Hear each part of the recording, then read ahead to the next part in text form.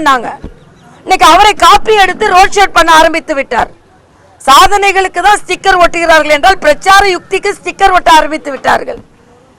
Road show மரியாதைக்குரிய பாரத road show பண்ண வேண்டாம் இல்ல, ஆனா பேட் ஷோவா பண்ணாதுங்கன்னு தான் நான் கேட்கிறேன். குட் ஷோவா பண்ணுங்க. ஏன்னா நேற்று சாக்கடைகளை எல்லாம் மறைத்து ரோட் ஷோ பண்ணிருக்கீங்க, திரை போட்டு மறைத்து ரோட் ஷோ பண்ணிருக்கீங்க.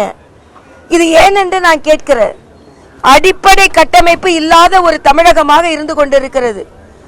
திரை போட்டு சில இடங்களை மறைக்கலாம், ஆனா மோசமான அரசாட்சி எத்தனை திரை போட்டு மறைப்பீங்க? நிச்சயமாக மறைக்க முடியாது என்பது எனது கருத்து.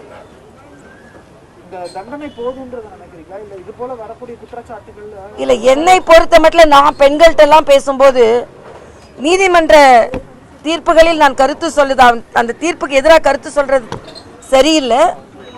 ஆனா உச்சபட்ச தண்டனை இவர்களுக்கெல்லாம் கிடைக்க வேண்டும்.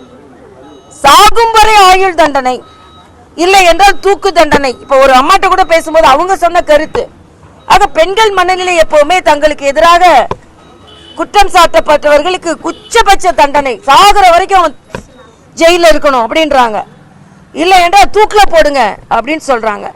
இதுதான் சாதாரணமா மக்களிடம் நாம் எதிர்பார்த்து கொண்டிருக்கணும். மக்கள் சொன்ன கருத்து அது. 90,000 அபராதமும் 30 வருஷம் எந்த விதமான தண்டனை குறைப்பும் இல்லாத ஆயுள் தண்டனையும் வழங்கியிருக்கிறாங்க. இல்ல, தண்டனை குறைப்பு இல்லாத ஆயுள் தண்டனை என்பது சற்று ஆறுதல் அளிக்கிறது. ஏனென்றால் அவர் தனது வயதான அம்மாவை காரணம் காமிச்சு சலுகை கேட்டார். ஒரு பெண்ணை சீரழிக்கும் போது ஒரு தாயின் குழந்தைகள் தான் அவங்கெல்லாம். எத்தனை தாய்கள் பரிதவிப்பார்கள் அதை பத்தி தெரியல. இன்னைக்கு தன் சொந்த தாய் பரிதவிப்பதை பற்றி பேசிக்கொண்டு அந்த தாய்க்கு எனது வருத்தம்.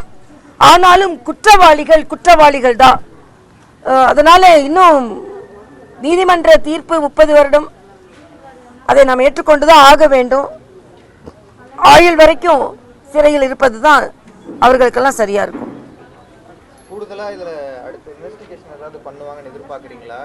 இல்ல, அதுதான் இதுல எல்லாருக்குமே கேள்வி தொக்கி நிற்கின்ற ஒரு கேள்வி. தமிழக அரசு இதுல கிரெடிட் எல்லாத்தையும் எடுத்துக்கிறாங்க.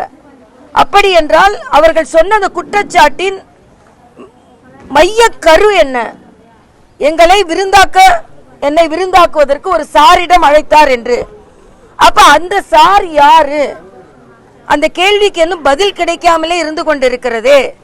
அது மட்டுமல்ல, அரக்கோணத்திலையும் பல சார்கள். யார் அந்த சார்கள்? ஆக பதில் கிடைக்காம, இன்னும் சொல்ல போனா இன்னைக்கு முதலமைச்சரே இதை முன்னெடுக்க வேண்டும். முழுமையா எல்லோருக்கும் தீர்ப்பு கிடைக்க வேண்டும். ஏதோ சிலர் காப்பாற்றப்பட்டு விடக் கூடாது என்ற ஆதங்கம் நம் அனைவருக்குமே இருக்கிறது.